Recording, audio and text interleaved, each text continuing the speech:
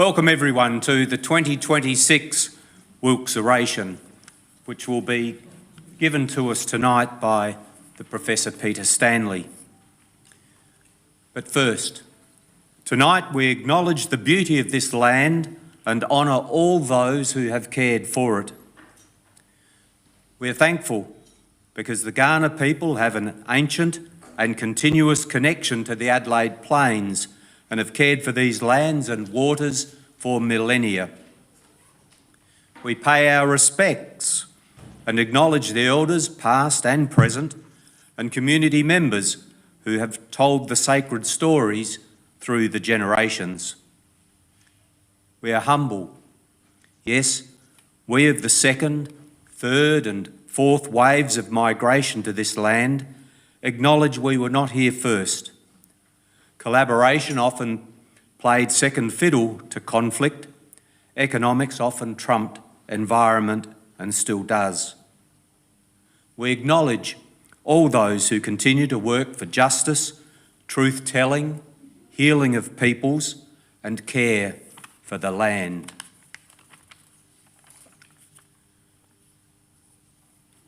So as I mentioned, welcome everyone to the 2026 WILKS Oration. To Professor Peter Stanley, we look forward to your oration, and there'll be a much more formal introduction shortly, but welcome. To members of the WILKS family who've let us know that they will be watching tonight's oration online, and to anyone else who is watching online now or later, greetings. I'd like to also mention that the moderator of the South Australian Synod, the Reverend Peter Morrell, is with us tonight as well. So welcome everyone.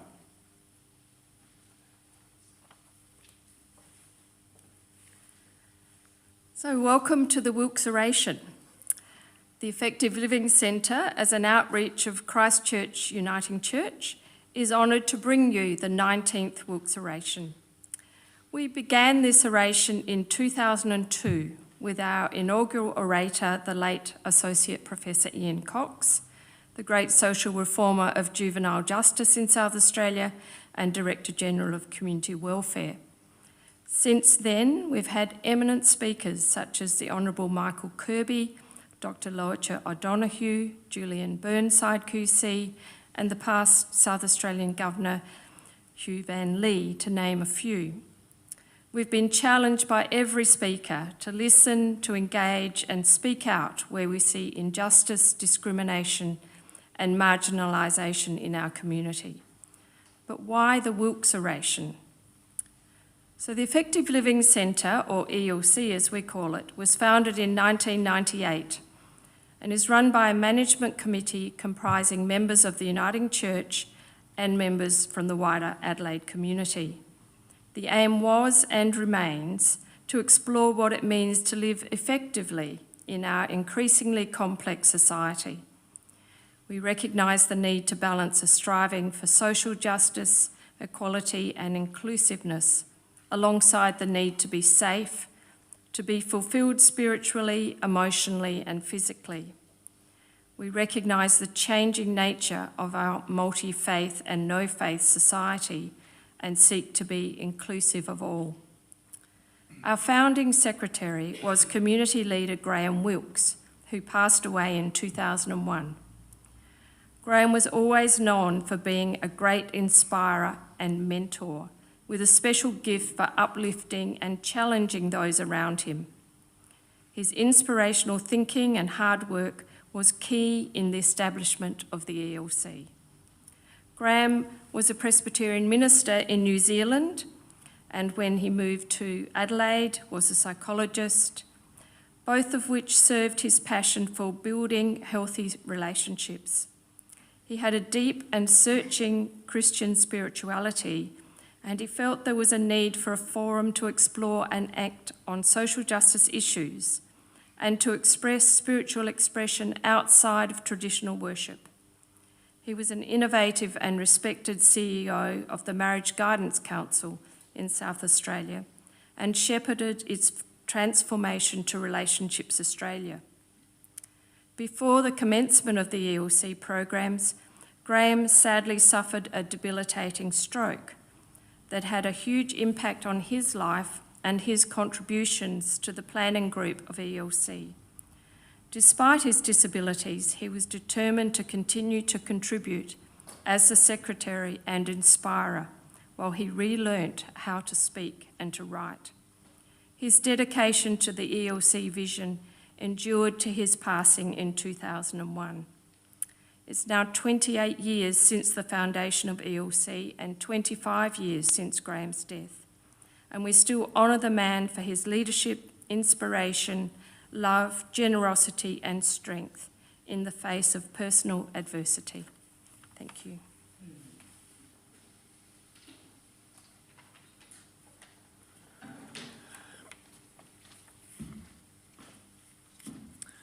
How fortunate we are to have Peter Stanley as our Wilkes Orator for 2026.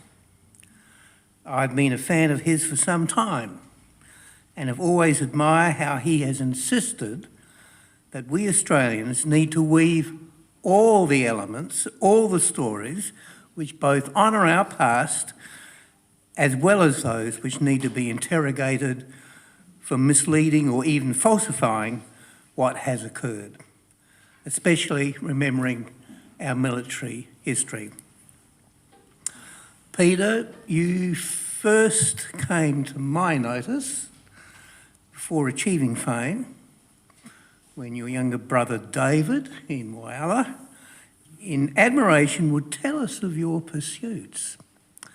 Since then, of course, your many books and achievements could not fail to be noticed, and there's several people who are former Whyalla residents here tonight, I've noticed. Peter was born in Liverpool in 1956. The family immigrated to Australia, settling in Whyalla. Peter attended Whyalla High School and in 1975 gained a Bachelor of Arts from ANU and later, with other awards, graduated with a PhD in 1993. Peter recently retired as Research Professor of the University of New South Wales, Canberra, of the Australian Centre for the Study of Armed Conflict and Society. And I am intrigued to read, was euthanized in 2017. Not Peter, of course, but that organisation. Between 1980 and 2007, he was Principal Historian at the Australian War Memorial, after which he was appointed Head of the Centre for Historical Research at the National Museum of Australia from 2007 to 2013. He's published over 50 books, including 8 about Australia and the Great War, and was a joint winner of the Prime Minister's Prize for Australian History in 2011. And having lived in India myself, I'm interested that he has also written on the military history of British India, and I think that was particularly with the First World War. Peter was inaugural president of Honest History and is a principle of Defending Country. And many of us resonate with this, which is a coalition dedicated to encouraging the War Memorial to keep its undertaking to acknowledge frontier conflict fittingly.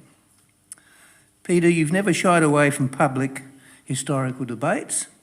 You contested the idea of a battle for Australia in 1942, which led to your 2008 book, Invading Australia. You also added a word, I think this is from you, to the Australian lexicon, and Zachary, when you criticised the excesses of celebrating the centenary of the Great War. Let me conclude by quoting from one of the reviewers of your latest book, Beyond the Broken Years, Australian Military History in 1,000 Books, by David Horner. David Horner, I know that David Horner. Yeah, David Horner, Emeritus Professor of ANU. I just realised I know him. His father was a member of our Pilgrim Church. Anyway, Peter Stanley's, and this is what he says.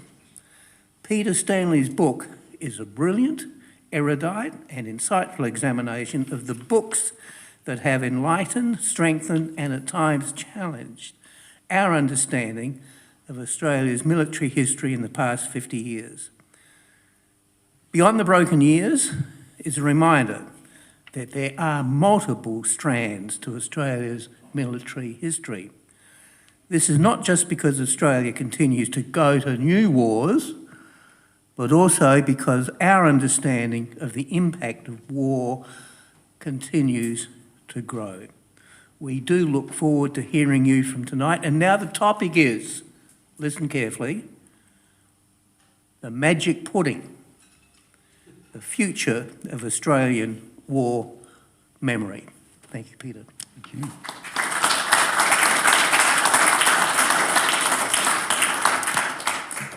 Thank you, Jonathan, for that kind and unduly long introduction. I'm sorry, I can't help thinking that I'm going to spoil a splendid fiddle concert tonight. But anyway. Oh dear. Ladies and gentlemen, distinguished guests, good evening, and thank you for your kind invitation, your warm welcome, and your presence. I too acknowledge the original custodians of the land on which we meet. You might be intrigued or perhaps perplexed, asking why I've alluded in the title of this oration to Norman Lindsay's The Magic Pudding. What has that children's story to do with the future of war commemoration? We shall see. Given the list of previous orators that we've been given this evening, I'm honoured to have been asked to deliver this oration. I now understand, as I didn't when I accepted the invitation, who Graham Wilkes was and what he contributed to South Australia and the wider community, and why he should be remembered by an event such as this, a useful memorial. It's an idea familiar to students of war commemoration. To explain, in the 1920s and again in the 1950s, there were debates and indeed arguments across Australia in which communities considered how the nation's cities, towns and suburbs should remember the sacrifices of the Great War and then the Second World War. And committees, councils and newspaper letter writers asked, should memorials be monuments or should they become useful community assets? And broadly speaking, in the interwar period, the memorials communities chose were edifices, obelisks, tablets, and the ubiquitous digger on a plinth. After the Second World War, as well as adding names to existing statues and arches, we saw many more useful memorials, notably the War Memorial Swimming Pool, the classic way in which many country towns got their first and only pool. And I can well understand the Effective Living Centre deciding to honour Graham Wilkes' memory and service, not by erecting a bust or a piece of abstract metalwork, but by holding an event at which the kinds of challenging ideas that he embodied can be advanced, considered and debated, as I hope we will later this evening. And I'm especially glad to be here in Adelaide because although I can't truly claim to be a South Australian, I can affirm an affinity for your state. My family arrived in Adelaide as 10-pound Poms in September 1966, although I was just about to turn 10, so my immigration from Liverpool didn't cost us, the Stanleys, anything. It cost the Australian taxpayer, of course. We soon moved to Whyalla, where I grew up until 1975. I left for university in Canberra, where I've lived since. But that formative decade or so in South Australia and in Whyalla, where members of my family still live, gave me what I now realise are insights into not just what Australia could be, but insights, understanding, based on the progressive South Australia of the 1970s. That gave my development a particular inflection. So I've only been a bird of passage in the 51 years since the State Liner bus left the Flinders Street bus terminal in February 1975, but I've always felt a particular affection for South Australia. I even published a history of the impact of the Second World War on Whyalla, and I'm conscious that more populous states loom unduly large in the national story. So I've made a point to refer to or include South Australia's experience of the World Wars especially in various books. The subject of this evening's oration, the future of war memory, is particularly welcome to me, because war memory has been a theme in my career as a public, popular and academic historian, at least since I joined the War Memorial as a 22-year-old junior clerk in its History and Publications section almost exactly 46 years ago.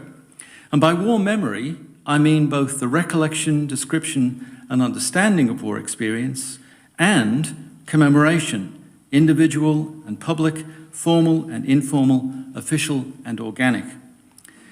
On the day I commenced in May 1980, the Australian War Memorial Act had passed its third reading. By sheer happenstance, I'd found a job doing military history in a museum at exactly the point that marked that institution's decisive transition. It went from a neglected and run-down museum in a backwater of the Canberra bureaucracy. My colleagues in the Department of Health earnestly asked whether I wanted to throw my nascent career away for a job in a place regarded as a public service joke. But I moved to what became a vigorous and ambitious national cultural institution. So it gave me an extraordinary start as a museum professional, writer and historian. To those who only know the memorial as the vast and becoming vaster museum memorial that TripAdvisor bills as Canberra's premier tourist attraction, the memorial standing in 1980 will come as a surprise. It had a small, ageing staff, was underfunded and disregarded, tacked on to Home Affairs because no one could work out which department it properly belonged to. Its annual ceremonies on Anzac Day and Remembrance Day were so small that they were held within the confines of the building's forecourt. But things were about to change. Without going too deeply into the details, all this changed over the next decade.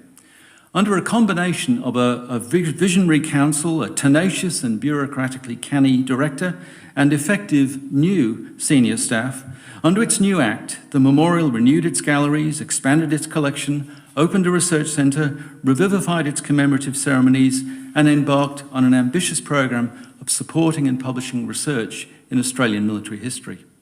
We were fortunate that under the impulse of what I'll call a Whitlam-esque nationalism, and despite the bitterness and division of the Vietnam decade, which ended only 5 years before, Australia saw a revival in interest in its military history. A boom began, impelled by books such as Bill Gamage's The Broken Years and films such as Peter Weir's Gallipoli. That started a wave which I and many others have ridden for the past 40-odd years. Interest in family history and in what publishers love to call telling Australian stories sustained and amplified that wave. It's a wave that's only now subsiding as many Australians begin to question the nexus between military endeavour and national identity. Now, it might be stretching a long bow to claim that the 1970s saw the invention of Australian military history, but it's broadly true that, as I argued in Beyond the Broken Years, before then, Australian military history was largely written by people, mostly men, who had experienced war. And since then, it's been written by people like me who haven't experienced war, who treat it as history, not memory. And excuse the self-promotion. All this is a reminder that what we see now as usual, normal in popular history anyway, the celebration of Australian military service in war, the veneration of Australian martial valour, claims to how deeply Australia has been affected by war, assumptions about the importance of war in Australian national identity. All these things are relatively recent manifestations of the relationship between Australians and war. And to understand those developments in context, as historians are fond of saying, demands that I digress to offer a couple of little lecturettes, histories of Australian war commemoration and how that's changed. It might seem curious to claim this, but Australia has arguably not been vitally affected by war directly, not in international or comparative terms, not since Federation anyway. That claim is so much at odds with the conventional Australian rhetoric on war, that war has been integral to the national experience, that it needs to be carefully explained, justified and considered. I say about 200,000 Australians have died in war. That figure may surprise you. I'm accepting the figure of about 100,000 dead for the Australian wars. There is a range and no one really knows, but I think that figure's justifiable.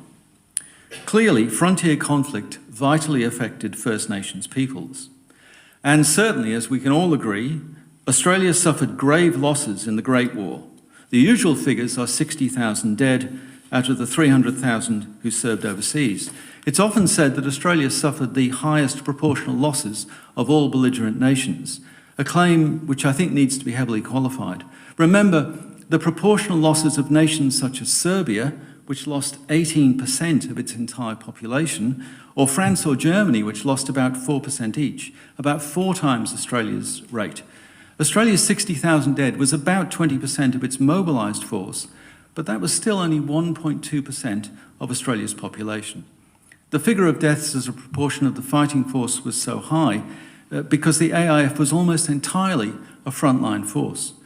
None of that's intended to gainsay or minimise the human quantum of suffering, but we need to bear these comparisons in mind. It's also true for Australia that the experience of being captured, especially for the 22,000 Australians who were captured by the Japanese, profoundly affected the lives of POWs and their families. Again, while not dismissing the effects on individuals and families, the comparison with other nations and experiences helps us to keep this in perspective.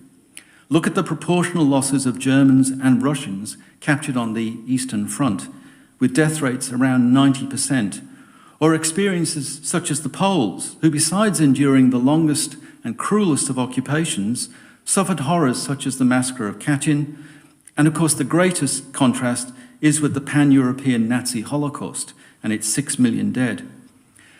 So it's wise to remember that unlike many European countries, Australia has not since 1900 suffered, for example, defeat, invasion, occupation or its concomitants, collaboration and liberation, mass bombing or the disruption of refugees.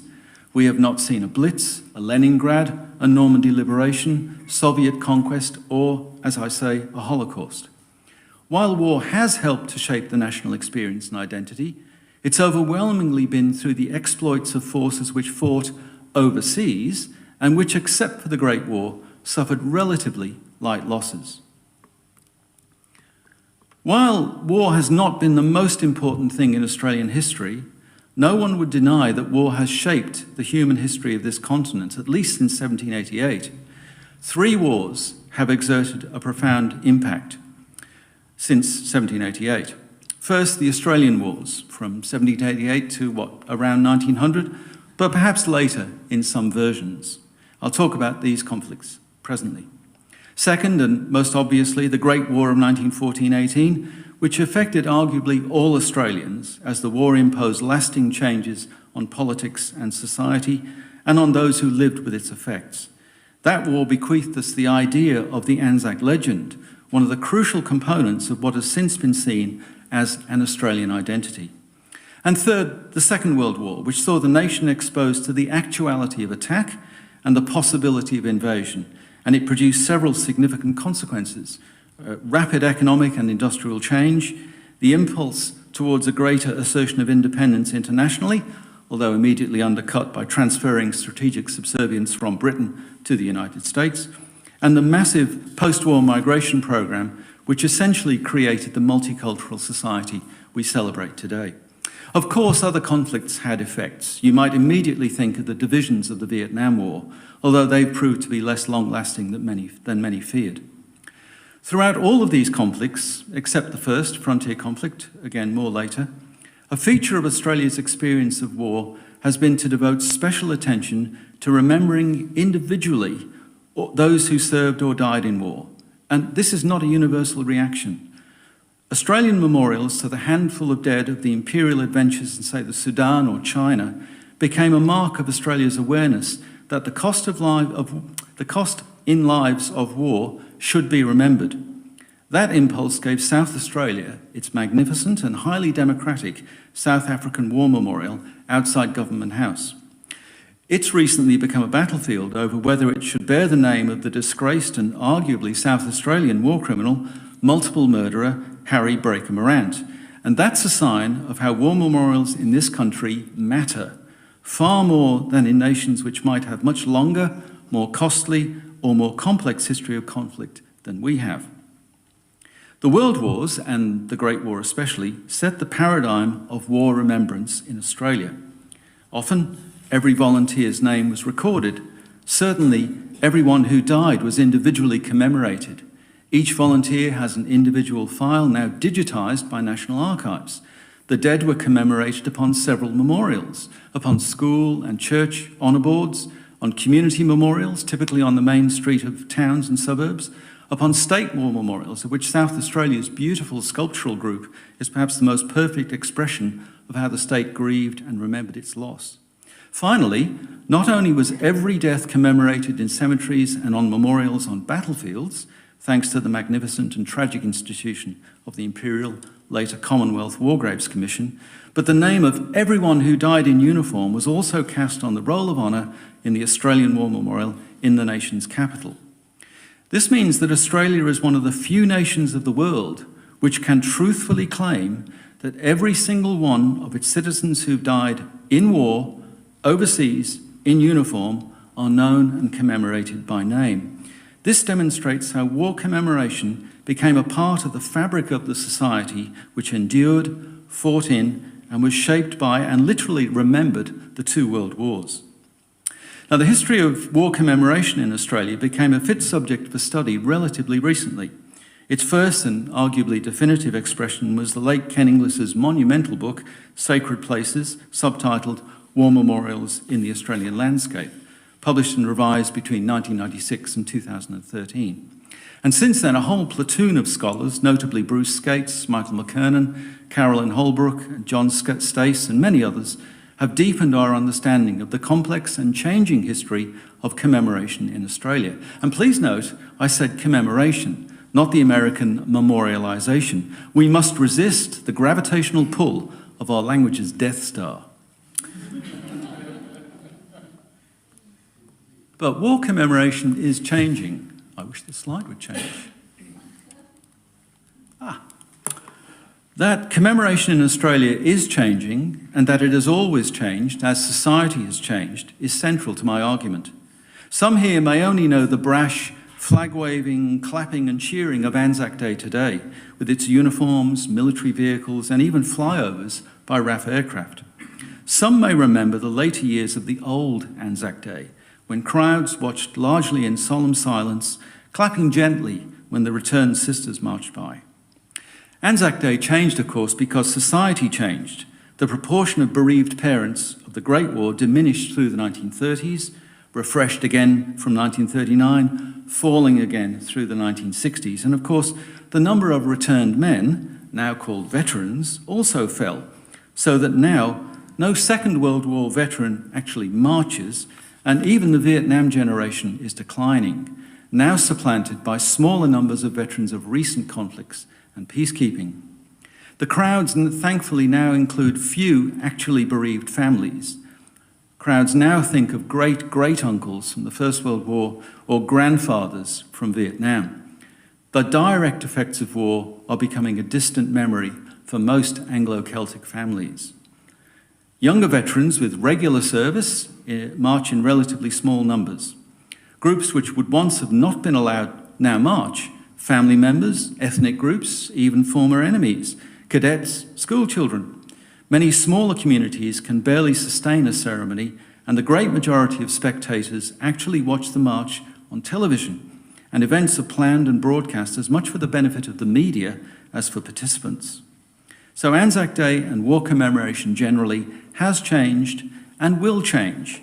Our challenge as a society is to discuss and to decide how that will happen. Well, the little history lessons are now over. Let's look now to the future. In developing a healthy attitude towards war memory, I see three threats and three opportunities which we need to consider.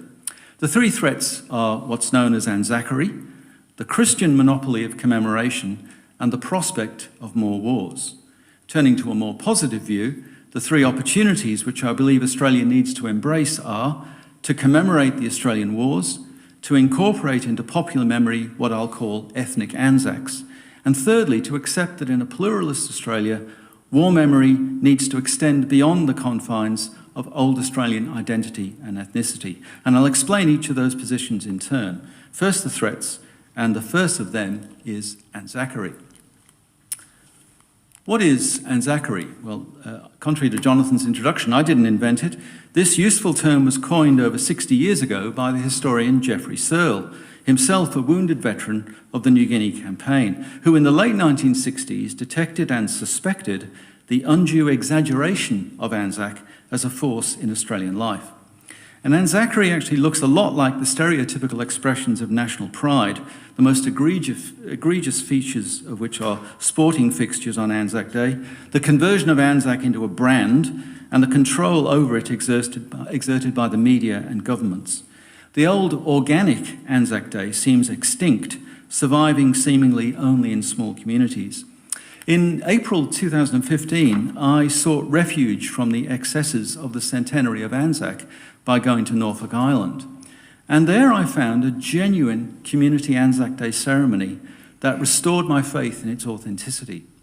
How can we maintain a genuine sense of organic community commemoration in the face of the manipulation and management of the day by the media, by commercial interests, and not least by governments exploiting commemoration as a tool of political leverage? Secondly, and it's not news to this audience, but Australia is no longer an exclusively Christian nation, although it might be surprising to consider for how long that's been so. While virtually every member of Australia's wartime forces wore an identification disc giving their name, number, and religious denomination, the number and proportion for whom their faith was a vital part of their lives is debatable. Historians of the Great War wrangle over the proportions of the AIF who were nominal or active Christians. Paradoxically, our Australia has over recent decades become both an increasingly secular society and a more religiously pluralist one. Despite the growth in evangelical denominations and non-Christian adherents, the trend is away from the dominance enjoyed by Christian denominations up to and somewhat beyond the end of the Second World War. And yet, war commemoration adheres to Christian traditions and rituals. The ultimate symbol, the cross of sacrifice with its crusader sword, in all Commonwealth war cemeteries of any size. This monopoly, I think, increasingly jars with a more complex, diverse society. I think we must recognise that while the Australian Defence Forces chaplains now include imams, as well as padres and rabbis, the default form of interment remains Christian, including explicitly Christian prayers. Now, I say this with some regret, having been brought up in a progressive Protestant tradition myself. I know that one of the strengths of Christian liturgy is its ability to express profound emotions in ways that can bring consolation and healing. So I'm not arguing that Christian forms should be rejected, but that we should draw on other traditions, whether humanist or religious. In a tolerant society, forms of commemoration should be neither prescribed nor proscribed. I agree with the Rationalist Society of Australia's recent but unfortunately rebuffed approaches to the Australian War Memorial, arguing for debate and for the Christian monopoly on commemoration to change. The third and final threat that I would identify is the prospect of more conflict. We now know that the hope that the Great War was the war to end war was always impossible. With our world in an increasingly unstable condition, we will surely see more and greater conflicts, not fewer or limited ones. Australia is now even more secure in entanglement to the US alliance through the ANZUS and AUKUS treaties, increases the risk that regardless of the wishes of the Australian people, this or future governments may commit us to future wars. My present purpose then is to ponder what further conflict might mean specifically for war commemoration. We saw during the Vietnam years a withdrawal from commemoration and the unfair alienation of veterans of that war, a tragedy that took another 15 years to begin to repair. As I suggested, commitment to or enthusiasm for commemoration waxes and wanes. The Hawke and Howard years fostered fervent war commemoration, seeing new memorials erected, official pilgrimages, and greater government sponsorship and funding of commemoration. emphasising not just or so much the tragedy of the loss of life in war, but the fact of its justification in a national cause. Indeed, the assumption that sacrifice, as it's called, in war, is the highest duty of citizenship is so ingrained in official commemoration that it's neither explicitly stated nor questioned. The proof of how pervasive and influential this can be seen in the fact that Australia spent not just more per war dead than any other nation during the 2014-18 so-called centenary of Anzac, but more than all other nations combined. This has been exhaustively documented by David Stevens of Honest History. But since 2001, successive Australian governments have been wary of casualties, fearing the consequences of losses that would formerly have been accepted. But a future war that involves, say, the sinking of one or all of an AUKUS submarines, or even the downing of a Chinook carrying 20 diggers, that could have effects on how Australians look upon commemoration of war dead. This is a particular threat, given how closely tied commemoration is to expressions of national pride. Past wars can be safely celebrated with waving flags, two-up games and footy matches, while future wars will surely become an electoral liability. And who knows how that will play out in the commemorative sphere.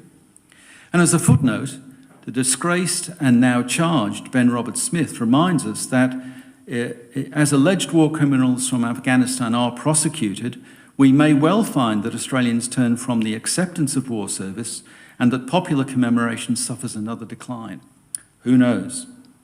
Let's turn from these threats to look at three ways in which Australian war commemoration might be deepened and enriched in ways that reflect the realities of Australian history and society.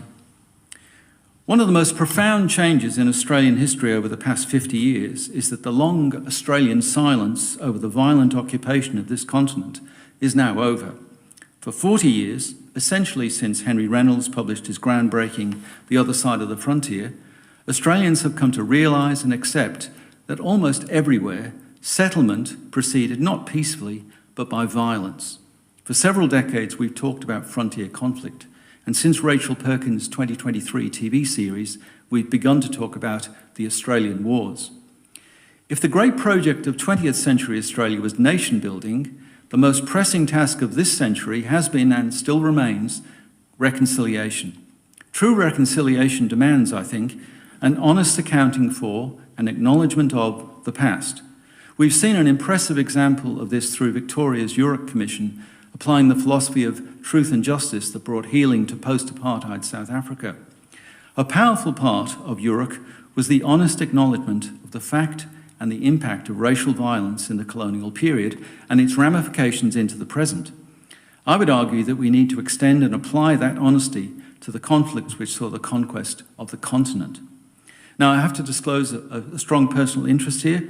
I'm privileged to be the president of a group defending country, which is attempting to help the Australian War Memorial to make good on its recent welcome undertakings to recognise and depict the Australian Wars in its museum galleries and ultimately perhaps in some form of remembrance, just as it commemorates the 100,000 Australians who died in overseas wars.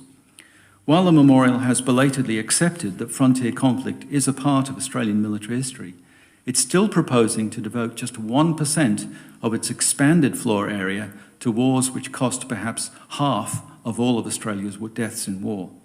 Now, I recognise the sensitivity of this cause, and some fear it will sully the idea of Anzac, others that it is a worthy aim, but it should be achieved elsewhere. I say, where else should Australian deaths in war be remembered but in the Australian War Memorial? But doing justice to the memory of all of those who died in the Australian wars may not be easy. Not only might the guardians of the temples of Anzac resist extending commemoration to the wars on which the nation was established, but First Nations people themselves might react with understandable caution. Canberra researcher Rachel Keynes, for example, recently published an essay ominously entitled "This is Not a Day for You," which argued that Anzac Day was a colonial commemoration from which, she wrote, Indigenous presence had been traditionally excluded, hidden or minimised.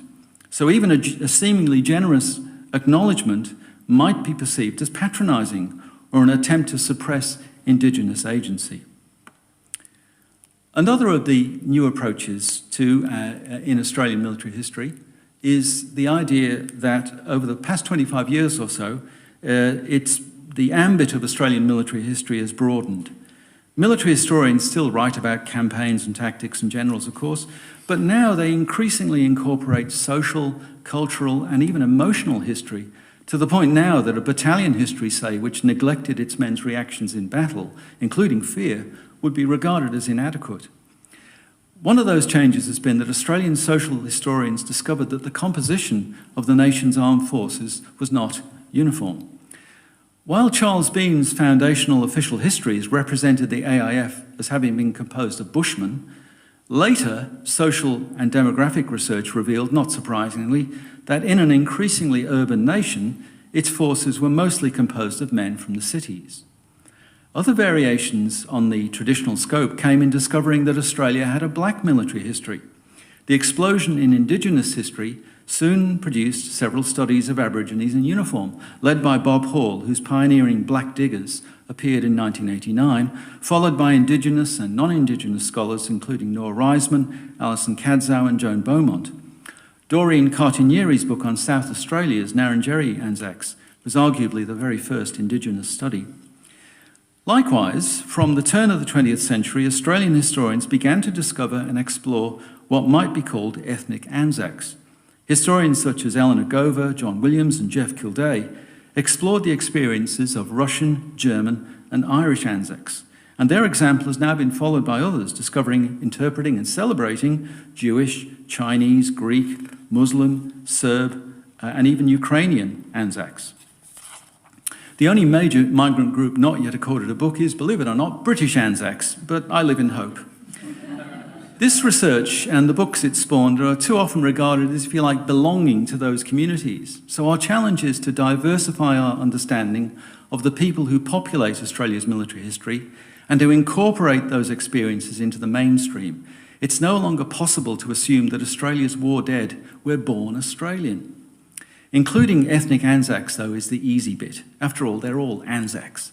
But they offer a way for migrant communities to find a connection to an Anzac tradition that has too often been seen as a sort of cultural monotone. The third of the opportunities I believe that Australians should adopt if war commemoration is to truly reflect the nation as it now is one of the hardest changes for Australians to accept. Essentially, people with a connection to the old Anglo-Celtic Australia may find this difficult.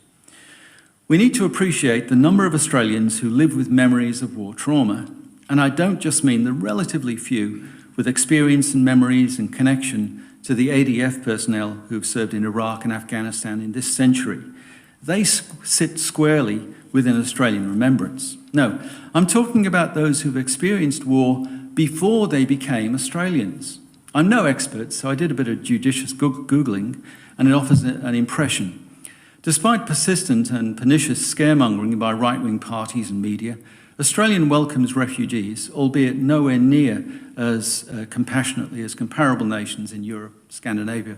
Still, in round figures, Australia hosts, in no special order, about 50,000 refugees from the Sudan or South Sudan, 75,000 Afghans, 85,000 Iranians, many who remember the Iran-Iraq war, 10,000 Kurds or Yazidis, 30,000 Ukrainians, 40,000 refugees from Myanmar, and about 5,000 of them are Rohingya, victims of decades-long ethnic strife, and about 6,000 refugees from the Congo and the continuing conflict in Central Africa, and more besides. And that's in addition to earlier waves of traumatised migrants from Europe, Hungary, Vietnam, Sri Lanka, or Chile. In round figures then, there are perhaps 200,000 people, there's that figure again, 200,000, who are now Australians, many of whom have experienced at least some disruption or displacement, but also perhaps direct trauma in or as a result of conflict. This may range from the anxiety of having loved ones caught up or lost in conflict, to direct individual involvement or injury in war, to having been forced to flee a war zone, being victims of attack, or having served as a combatant. To put this in context, let me remind you that depending on what measures you apply, the world has seen about 250 armed conflicts since 1945, about 40 of them between UN member states, with about 50 still in progress. And I'm not sure whether that includes the recent attacks by the US on Venezuela or its and Israel's attacks on Iran. Between them, these conflicts have produced about 120 million refugees or displaced persons. Australia, remember, has been involved in 6 of these wars as a combatant and has contributed to over 50 peacekeeping operations at various levels. They may have been what my colleague Peter Lundy calls other people's wars, but in a real sense, those wars have become part of the mental and emotional world of a large minority of Australians. As we've seen from the fuel and economic shocks of the last few months, globalisation also means that nations not directly involved in conflict cannot be insulated from its effects.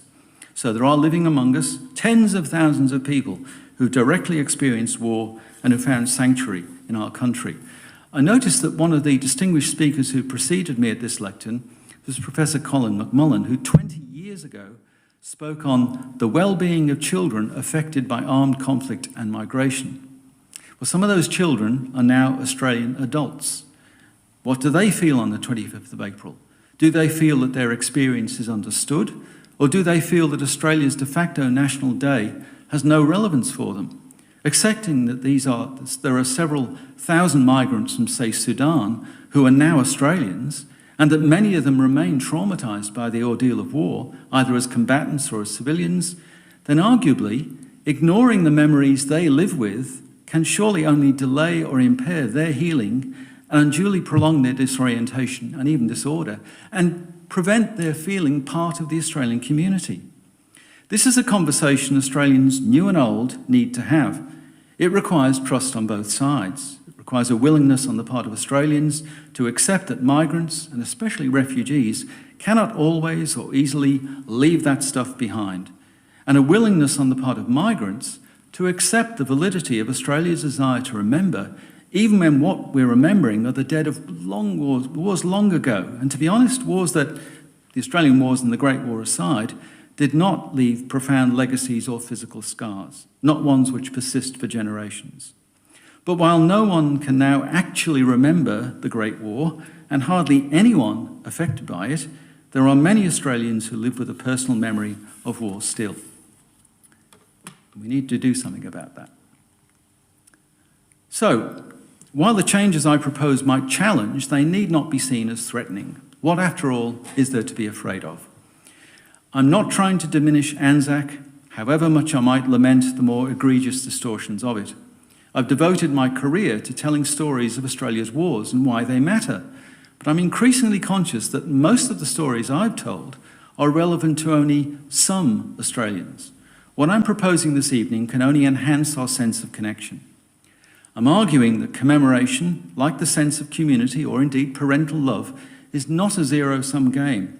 It's a cut-and-come-again magic pudding, hence my title. Norman Lindsay's classic children's book, remember, was published in 1918, towards the end of a long war in which he'd shown himself to be a pliant tool of official propaganda. You might recall the notorious Hun poster of 1918. That's his work too, in the same time.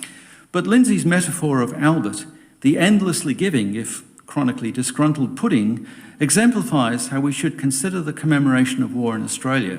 I'm saying there is enough in it for all of us. At times, different groups of Australians will and should come together in remembrance. For example, Anzac Day has obviously always been shared with New Zealanders, but Turkish Australians have for 30 or 40 years participated in ceremonies on the 25th of April. Unfortunately, they tended to propagate the bogus Ataturk quotation that honest history has thoroughly debunked. Recently, Sikh Australians have begun to join Anzac Day marches, reminding us that Indian troops came ashore alongside the Anzacs on the 25th of April 1915. And marches and vigils remembering the dead of the Australian wars continue. And even the Australian War Memorial is gradually, and it has to be said, grudgingly moving to accept that they form a part of Australia's military history, even if it remains the bastion of Anzacery, one that may not seek terms without a long siege. But it is clear that Australian society is changing, not always easily or without stress. I would argue that those most uneasy about multiculturalism are unfortunately also often those least inclined to share the pudding of war remembrance. This is a great pity. Respectful and authentic commemoration expands to meet the need for it, reinforcing the tolerance that is at the heart of a civil society and contributing to the social cohesion for which we strive, often at cross purposes. If we were to compassionately expand the ambit of commemoration to embrace the memory of frontier conflict, of other than old Australia, and especially those who found Australia a refuge from the horrors of war, we would perhaps see a more compassionate, tolerant, cohesive society emerge from the recognition of the collective and individual trauma of war. Of course, I foresee argument over the changes I'm advocating. Good. Those who persist in believing that acknowledging the Australian wars somehow denigrates respect for Anzac may need to be informed of the facts and the justification. Christians, and this is a point of particular relevance to this gathering, may be challenged to accept different forms of remembrance and by different faiths. Likewise, those who believe that migrants simply need to accept the secular creed of Anzac as proof of their Australianness will need to find the generosity to share war remembrance, often with people whose experience and memory of war is much more recent and sharper than 1915 or 1945. Actually, I'm more confident that Christians may be more amenable to change. While different denominations and faiths move at different speeds, the tide of ecumenism and interfaith dialogue, so vital in our conflicted world, has become such a part of our lives that we may hope to see those changes first. Well, what can guide us in considering, and I hope avoiding or accepting these threats and changes, respectively? I suggest that the values that the Effective Living Centre espouses and embodies gives us a workable way to assess them. The Centre's values comprise respect, compassion, inclusion, fairness, integrity, and community. And each one of those can help us to consider and perhaps adopt the sorts of changes I'm proposing. And that discussion can begin now. Ladies and gentlemen, thank you for your attention. I look forward to your questions and reactions. Thank you.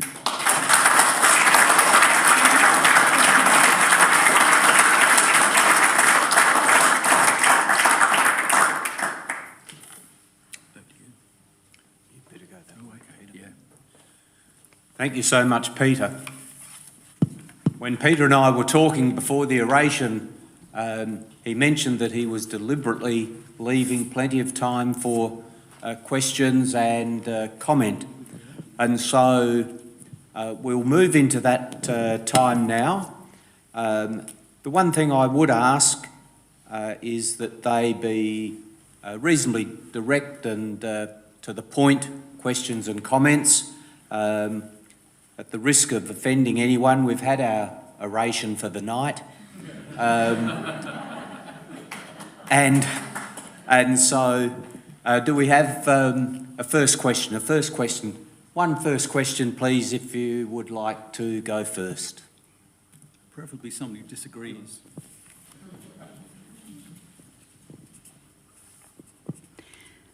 I don't disagree with you, but look around the room at the demographic and the means and mode of communication. Maybe we need a TikTok or other ways to disseminate this, because if I look at who we are, I love a good book, I love a good lecture, but the people who perhaps need more to hear this than those of us who agree with you in this room are not here. Karen, I couldn't agree more. I'm part of the problem in that sense. I'm certainly not going to do a TikTok video. And indeed, we as the generation, I think I can speak for all of us, may need to simply hand over to future generations. But of course, control over Anzac Day and war commemoration generally has always been the province of the older generation.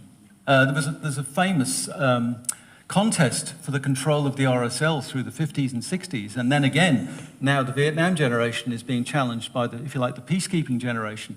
So this is a feature that isn't new in war commemorative control, as we might call it. But yes, the younger generation needs to say what it wants to commemorate. My fear is that they'll simply replicate previous patterns, in which case, pretty soon it'll become mere ritual and it will lose its meaning. I mean, you might regard me as a critic of Anzac, but I'm saying it is important and people ought to take an interest in it and ought to say what they want. And yes, somebody whose hair isn't grey ought to do that. Thank you.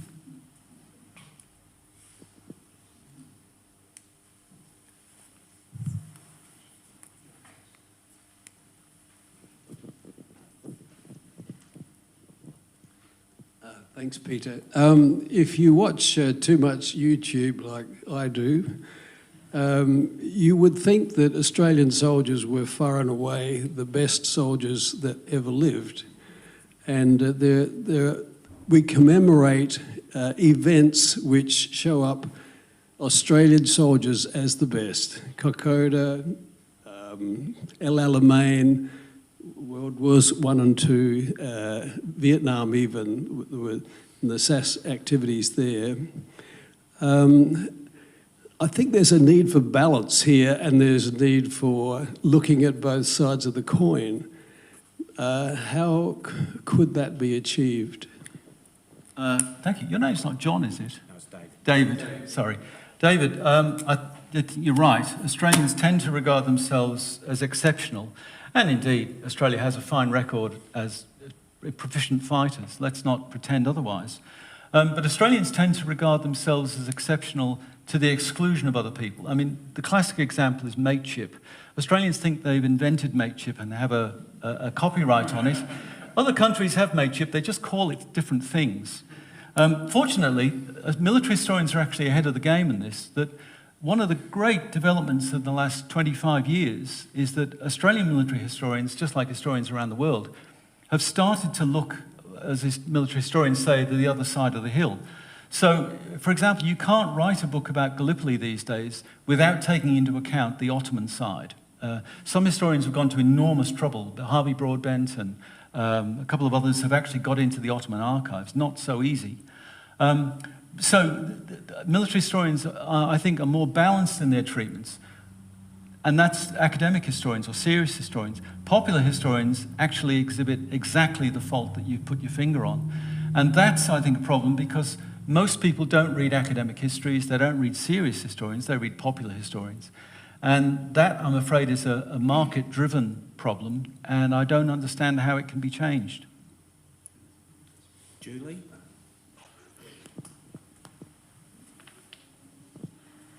Thank you. I thought that was wonderful. I'm just left concerned about how we commemorate Australian wars when we know so little about them.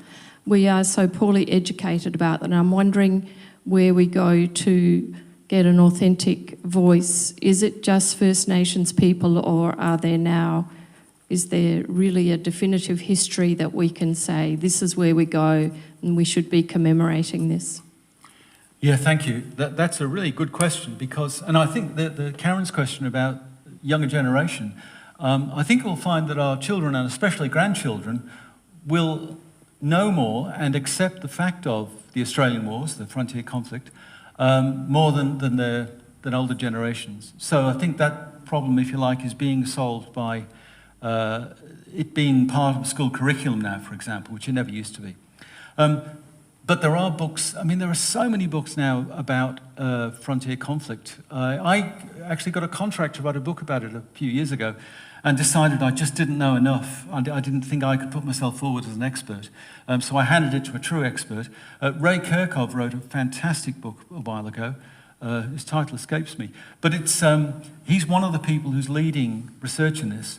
And the book that Rachel Perkins and Henry Reynolds co-edited along with a group of other historians, called The Australian Wars, is a superb distillation of 30 or 40 years of research in this area, so that we can actually understand that these conflicts occurred everywhere. They were all different. Ray Kirchhoff is very good on the detail of particular conflicts, particular groups against particular settler regimes. But the thing is, we can know them now. I think there's still a great resistance on the part of Australians, especially regional and rural Australians, for obvious reasons, actually there's two problems. One is that regional Australians are reluctant to accept that the land that they feel a part of was in fact taken through a series of conquests, and that's understandable. I say, just acknowledge it. Nobody's trying to take it off you, you just need to acknowledge the truth. And the other problem, I think, is that a large minority of Australians have no stake in the land, no feeling of attachment to it, and that the Australian wars, the frontier conflict, simply doesn't seem relevant to their urban, modern, pluralist, diverse lives. You know, that it's remote from them in every sense. But good historians will overcome those problems, and things like Rachel Perkins' TV series on SBS, maybe ABC, will overcome that. And over time, just like we've come to understand the Australian wars over the past 50 years, over the next 50 years, maybe we'll come to terms with them. Thank you. On that topic, there's some language going around at the moment, and maybe it's accurate, maybe it isn't, and I'd like your comment, and that is that country wasn't stolen, it was settled. A comment? Yes, Michael. Settled is one of those euphemistic words that are very convenient, isn't it? The country was conquered. Settlement is a euphemism at best. I think I have been a part of the coalition, the community coalition called Honest History, and I think we just have to be honest about this, that there isn't a single part of Australia where conflict didn't occur between settlers and the original inhabitants, and we just need to recognise that as a fact, and pretending that it was otherwise doesn't do us any justice at all as a society. It comes down to truth-telling. We need to tell the truth about that. So, yes, settlement might be a useful synonym, but it's certainly not the only word or the first word that should come to mind. Thank you. Rick? Thank you, Peter. That was enlightening. My question's slightly left field, and it relates to my experience with a friend of mine who moved to the United States some decade ago to take over the American War Memorial, First World War in Kansas City. Yep. And I see you nodding, so you're familiar with it. Yep. 99% of Americans are not. Yeah. But of course, I'm well familiar with it by virtue of Matthew Naylor having taken over that responsibility some years ago. What was intriguing is I went to a conference at Memorial about 5 years ago where they opened and recognised the resistors to war, and we're talking about the pacifists. And there has been a call in that country, there's certainly Tavistock Square, as you would know, in London, which is now recognising the war experience of people who actively promoted against the war, and whether or not there's any idea about having that as a memorial here in Australia as well. Clearly, when we're talking about war memorials, we're talking about those people who typically put their name down, the sacrifice that were made, or the sacrifices that were made, but not necessarily those who made the sacrifices of resistance and conscientious objection. Yeah, absolutely. Thank you, Rick, for raising that. The Australian War Memorial's recently opened its new galleries, and I'm interested to see, I went round them quickly the other day, and saw that they are acknowledging, those galleries do acknowledge opposition to the war in Iran and Iraq, and that's a welcome sign. There was a very small section in the post-1945 galleries, which I curated just before I left, so I didn't see them through. There was a very small section on opposition to conscription in Vietnam. There's a much bigger section in the post-2001 galleries section. And that's a very welcome sign because, as you say, especially for post-2001, some of you might remember the size of the anti-war movement. It was massive. The problem is, of course, that it has no institutional representation. Everything from battalion associations to the RSL to the services themselves will lobby for memorials to its members who lost their lives. I mean, naturally, understandably, and unquestionably. But the anti-war movement is inchoate. Even the Vietnam moratorium movement, again, thousands of people, but it's got no national committee. So it means, though, that important part of the experience of the war, that experience of the war, is being recognised. And I don't see a solution. I mean, I could be glib and say, oh, somebody's bound to write a book about this and so on. But people have written books. But it won't penetrate into the popular consciousness because there's a kind of an impetus that goes along with Anzac Day. It would be great if Anzac Day could recognise the fact that people opposed war as well as served in war. But it's probably not going to happen because those institutions I mentioned, the media, government departments, government agencies, if you like, have a vested interest in maintaining the view that war service, his national service is, if you like, consecrated by the nation. And there's still a suggestion that if you oppose conscription, you're somehow disloyal. I was very surprised, or I suppose I shouldn't have been surprised. I noticed during the centenary of Anzac that the sorts of assumptions about the rightness of the cause and the wrongness of opposing the First World War were still being played out a century later.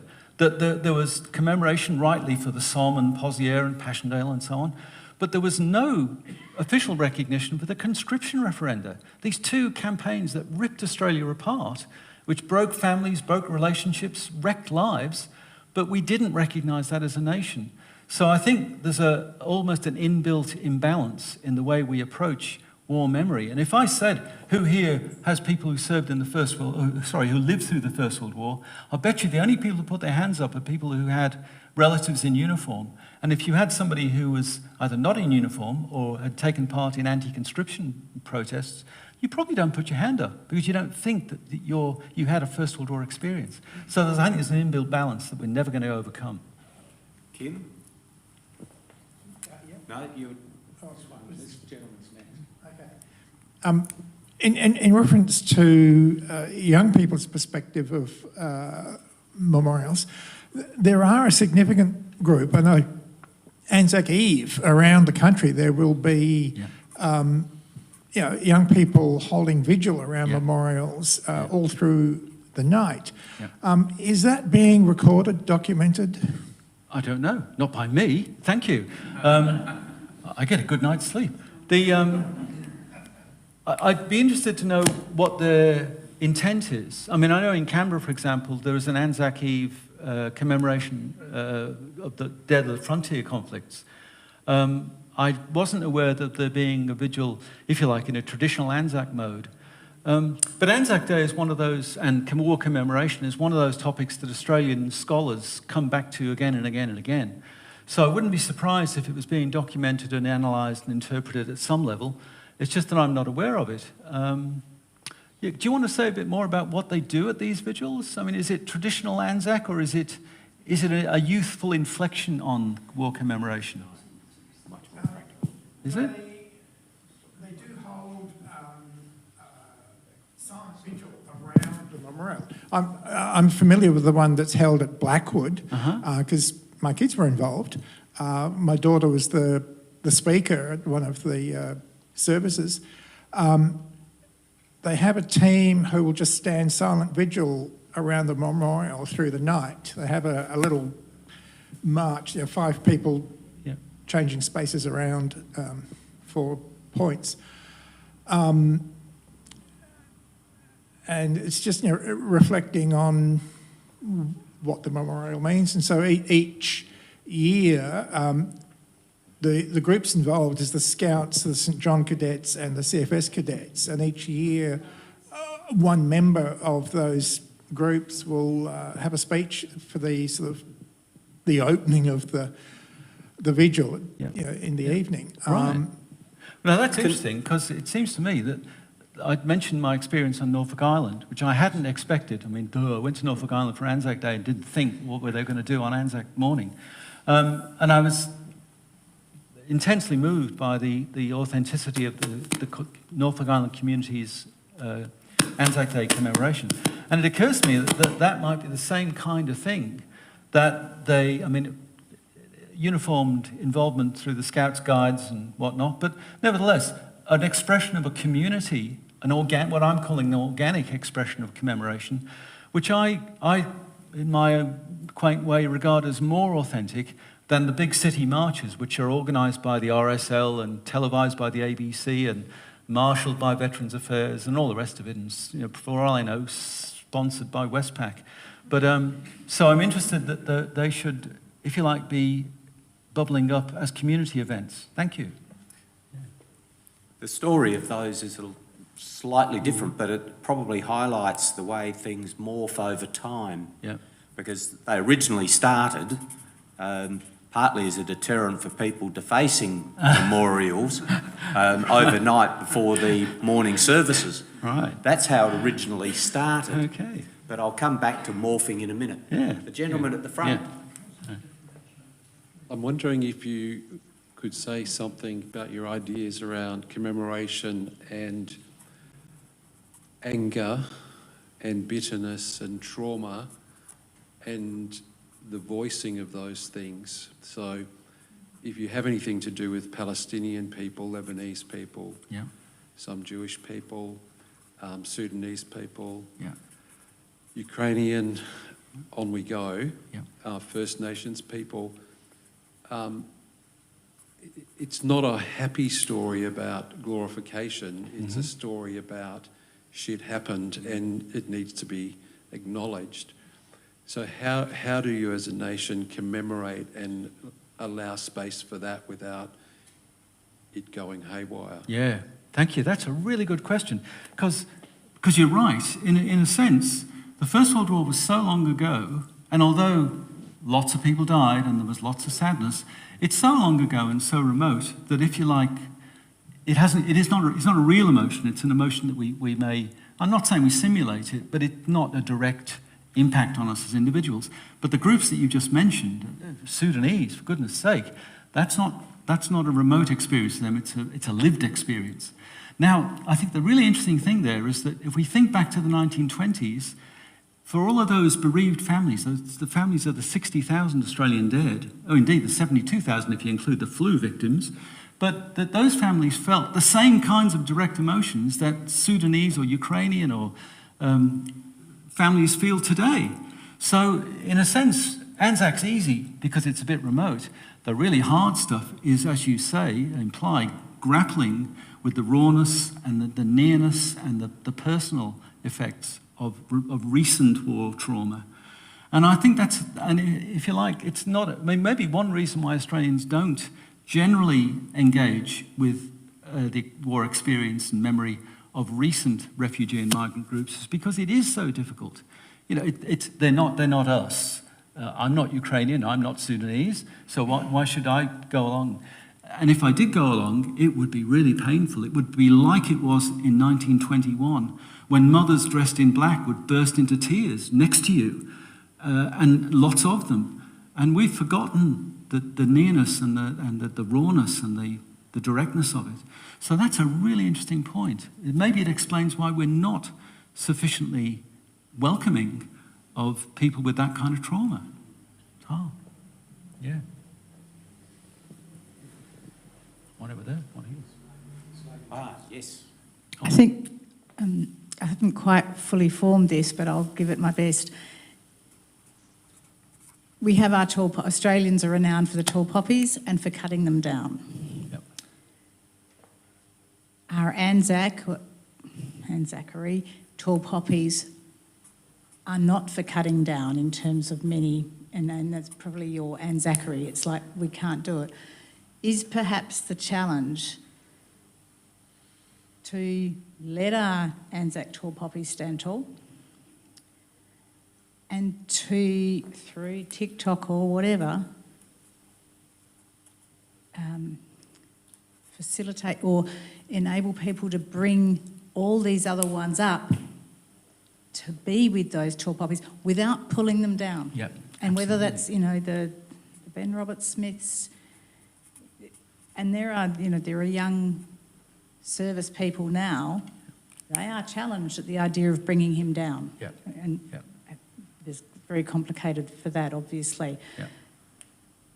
But rather than bring him down, how do we let Yep. the others rise? Yep. Thank you. You just expressed in about 30 seconds what I just took 30 minutes to say. You're absolutely right. I mean, I'm not arguing that we shouldn't venerate Anzac.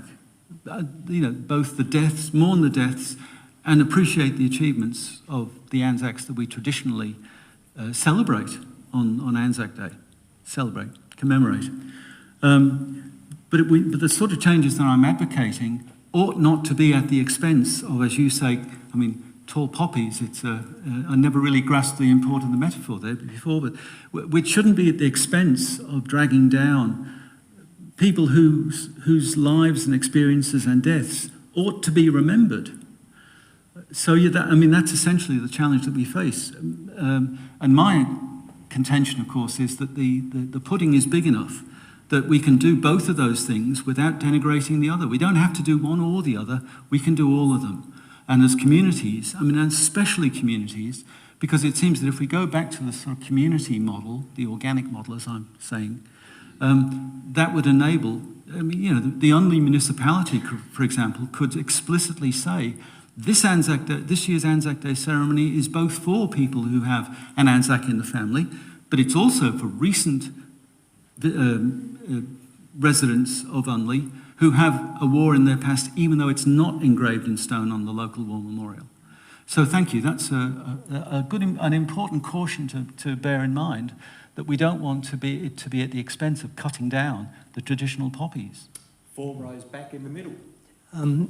Yeah, I think that war is brutal and brutalising, and it leaves behind an enormous residue of psychiatric illness and dysfunctional families. And it seems to me that a lot of Anzac Day is about celebration, and there's a lot of bad things that happen in war that really aren't even mentioned at all. How do we get around this problem? Yeah. I think you're right to point to the traumatic effects of war. I've just delivered a book about the survivors of a shell incident in the First World War. 60 men came back wounded, and I've looked at their repat files, and you're absolutely right. Some of them were disturbed for the rest of their lives, and they're only a tiny microcosm. And we all know that war doesn't just affect people while they're at war, it affects them for the rest of their lives. If they're lucky, it may not, but so many of them are. So I think we can say it's the same response to the Frontier Wars thing. We just need to be honest about it. If you look at and here we are victims of the traditional Anzac ceremony, because the traditional Anzac ceremony doesn't talk about that at all. The traditional ritual of Anzac Day is all focused on the deaths of those overseas in foreign fields who are honoured, but it doesn't talk at all. I realised while I was writing this book that we hardly talk about the veterans of the Great War who came home and who lived with those physical and mental scars for decades. The last man of my lot died in 1989.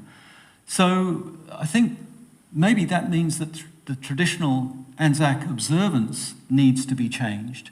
And that again is in the power of those who run these things. I mean, who does run Anzac Day? It's not just the RSL, it is local committees, it is communities. So I suppose it's possible for communities to start to take control themselves of the kind of rhetoric that they use, the kind of ritual that they suggest, the kind of responses that they require of people. I mean, it's a big ask because it's a really hard thing, isn't it? It's who wants to stand up and say, my grandfather came back from the war and was an alcoholic? And I mean, that's a bit of a downer on the day. But it's important to say that because that's his life. It may have, as many of my men, it may have ruined their lives. And we can only do honour to them, we can only do justice to them by being honest about it. Thank you. Oh, yes, yeah, peripheral vision. Yes. I guess I'd like to get your thoughts on this particular angle. Anzac commemorations and certainly the RSL in terms of who they allow to march here in Adelaide, they talk about veterans and veterans from allied countries. Yeah. And so I imagine there would have been a lot of disdain or pushback if German World War II survivors, soldiers, ex-soldiers were wanting to march, North Vietnamese Army veterans or Viet Cong veterans. When we think about commemorating these contemporary or adding contemporary conflict in, what are your thoughts on, do we guard who and who participates? You know, like we look at Sudan, Congo, there are sides that we would say are better than others, perhaps. Yeah. I think you know what I'm asking. I'd love to hear your thoughts. Yeah, thank you. You put your finger on something which is really difficult. I mean, there were no North Vietnamese migrants to South Australia, so there were no North Vietnamese marching, but there were lots of South Vietnamese. So, and Germans, there were no Japanese migrants, but there were lots of German migrants. So eventually Germans, I think, were allowed to march in some places. It basically needs the community to ask of the gatekeepers of Anzac to, if you like, come clean. And there are no easy answers. I mean, I remember that when I was at the memorial, I had to provide advice on which Balkan nations should be regarded as acceptable or not. And I mean, when you started to look at it, they all committed atrocities, but some of them were, more acceptable than others. And the RSL had made its choice. So there aren't easy answers to this. I mean, one of the explanations for the, if you like, the limits and the rigidity put on traditional Anzac observances is that it prevents us from having to discuss or having to consider or having to make those decisions.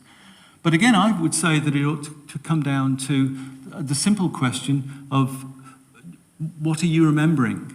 And I mean, if a family, well, in fact, it already happens because, as I said, Turkish Australians march on Anzac Day, and they're remembering people who fought against Australia. Now, it seems to me that that's a kind of a benchmark.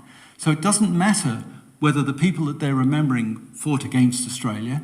What matters is that they're remembering the fact that that war was a part of their past.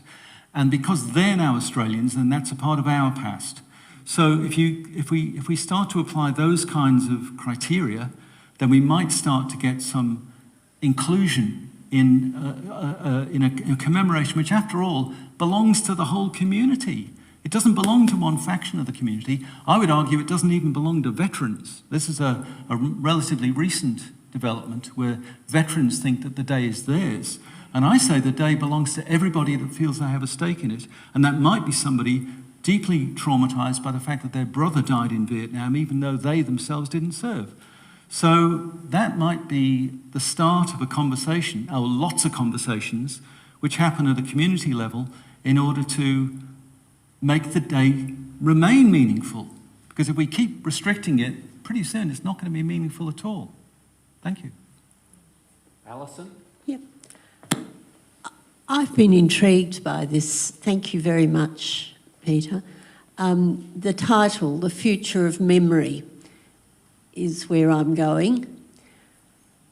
By and large, gross generalisation coming up, warning, we gathered here tonight are of a generation who had grandfathers who served in the First World War and fathers who served in the Second World War.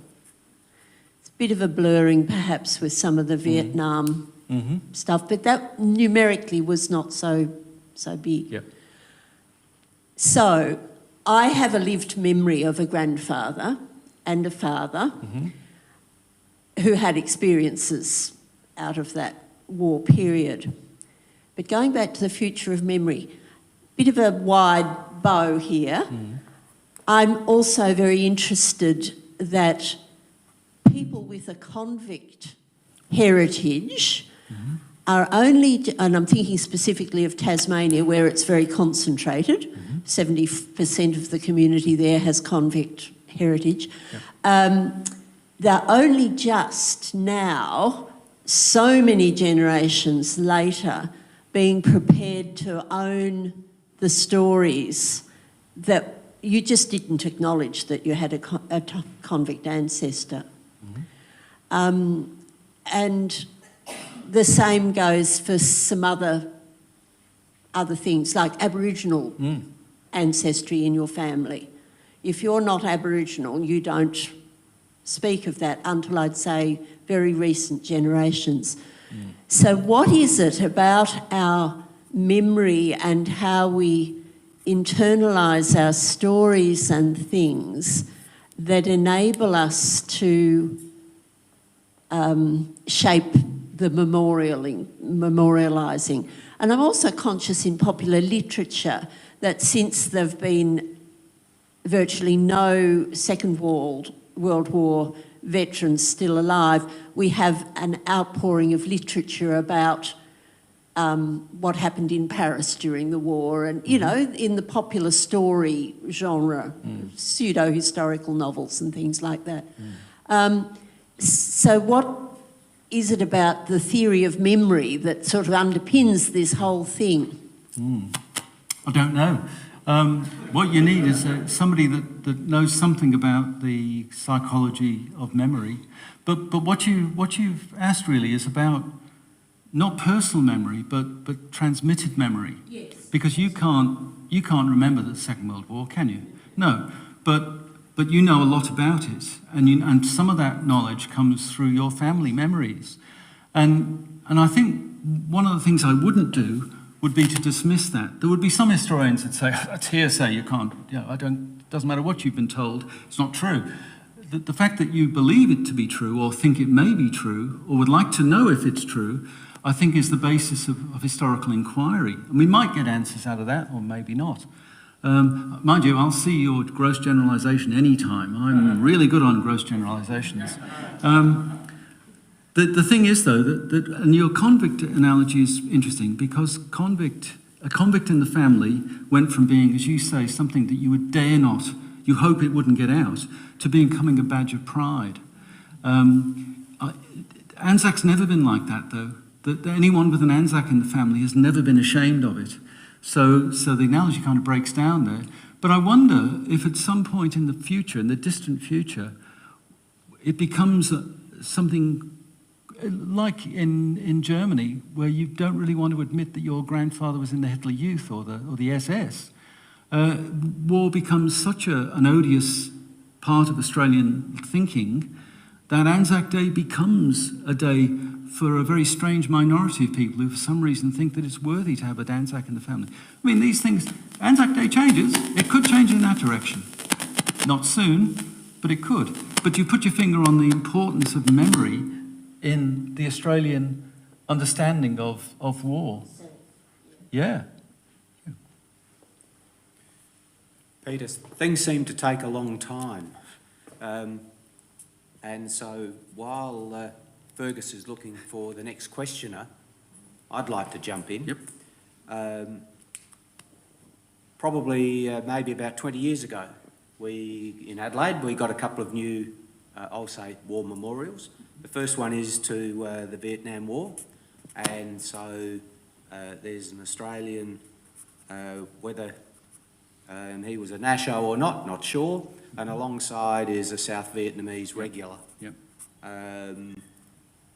70 metres down the road, there's a memorial to the Vietnamese boat people that came to Australia.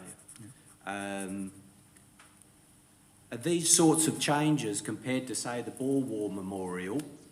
You won't see a Boer, in a concentration camp from South Africa mentioned. How long does this take? You can't dictate from the top how we're going to do this. Yep. Yeah, thank you. Some years ago, a colleague of mine at the National Museum wrote a terrific book called Slower Than the Eye Can See. And yeah, it's a great title, isn't it? And it's a great title because he tracked environmental change in the Northern Territory using historical photographs. And what he showed was that if you took photographs in 1890, 1930, and 1950, and 1975, you could see environmental change. And I think war memorials are a bit like that. The change that you've put your finger on there, the two Vietnam memorials show that things change. They don't necessarily change quickly, but they do change. They will change. Now, we won't see a Boer War memorial, another Boer War memorial. It took a long time to get the National Boer War Memorial up on Anzac Parade because there wasn't anybody around to advocate for it. Eventually, the government bailed it out and it was built. Very fine memorial, but it wasn't a community expression.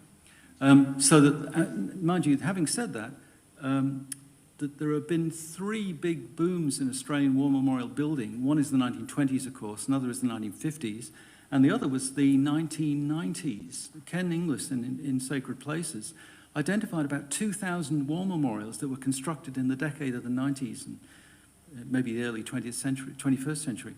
So what I'm getting at here is that things won't change unless communities ideas change, and that once communities' ideas change, things could happen quite quickly. So, for example, the frontier conflicts, there are, I think, about 200 memorials across the country. I was surprised to hear that, but it may say 200. There ought to be a lot more if you think how many conflicts, how many communities, how many Indigenous peoples there were. And maybe as those ideas about frontier conflict begin to become a part of the Australian thinking about history, just like convicts are a part of the Australian thinking about history, maybe all of a sudden we'll see a boom in frontier war memorials commemorating the dead of both sides, not just massacres, and we'll turn around and say, when did that happen? And the answer is it happened over the previous 50 years. So slower than the eye can see. Any further questions? Or have we run out of steam? Yes. I certainly don't want to limit things, but we are getting close to going to wrap up. You referred to the proportionately low number of deaths actually overseas, but having personal experience with family and growing up on a soldier settlement, I would say the repercussions, both mental and physical, last for the rest of their lives. I would know very few people who didn't have that. Yeah. And also for their wives and children and families. And some of these things carry on through generations. Yep. That it's not just over in 1945, Yep. that it's still continuing. Yeah. Yeah, no, thank you. I hope I didn't give the impression that I was indifferent to the fact that the Australian experience, especially the Second World War, are we talking, or first? All of them. First World War and Second. Okay, yeah, I'm not suggesting that it was a minor thing. Of course, it was major, and as I say, my own work is to bring out the fact that an event on one night in the First World War had repercussions for the rest of these men's lives. I absolutely agree. Maybe we should see a memorial to soldier settlers sometime. And also, I'm interested, the woman, Judith Long's just done a terrific history of an Eyre Peninsula soldier settlement. A place, of course, I can't remember its name. But the point is that people are interested. They're now discovering those kinds of histories. Now, Judith's book is a modest, locally produced book, but it's really important for that place. It's near Woodner. But I wouldn't underestimate it at all, because as you say, and you use the words transmitted through generations, we know that's a fact because of Holocaust victims' family studies. We know that. We also know POWs. A couple of friends of mine have written books about prisoners of the Japanese, where fathers' and mothers' experience affects subsequent generations, not just their children, but generations. So I would agree with you, and I wouldn't want to be thought to be diminishing the magnitude or the importance of those experiences. But thank you for the caution. Yeah. And thank you everyone for great questions.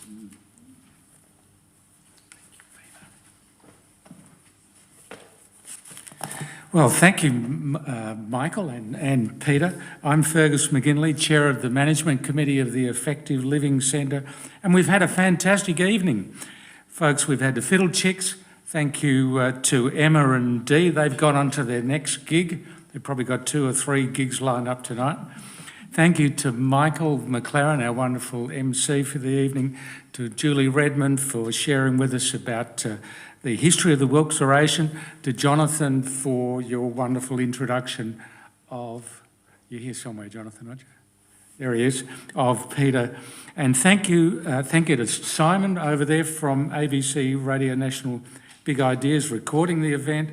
And thank you to all our wonderful Effective Living Centre volunteers, many people who have contributed in some way to the show tonight. Peter, a very comprehensive story of war commemoration in Australia. Yes, look out for the oration again on ABCRN Big Ideas, hopefully coming up soon. You can watch the recording of the entire event Go to YouTube and search for the Effective Living Centre, and you'll find our YouTube channel. It'll be there front and centre.